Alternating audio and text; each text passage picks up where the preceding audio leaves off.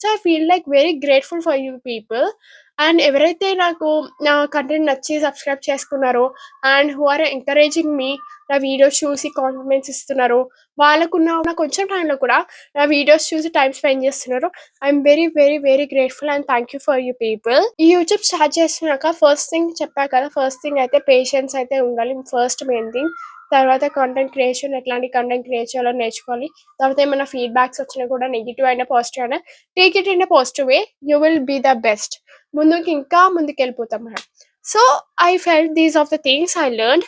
And sometimes I feel like heart అనేది చాలా హెవీగా ఫీల్ అవుతుంది నాకైతే. కొన్ని కొన్ని థింగ్స్ మన చుట్టూ పక్కన చూస్తుంటే కొన్ని ఇన్సిడెంట్స్ అబ్బా! ఎందుకురా ఈ జీవితం అనిపిస్తుంది. ఈ వీడియోస్ ఎప్పుడైతే నేను చూస్తానో నా వీడియోస్ నేనే అప్పుడప్పుడు చూసుకుంటా. రియల్లీ.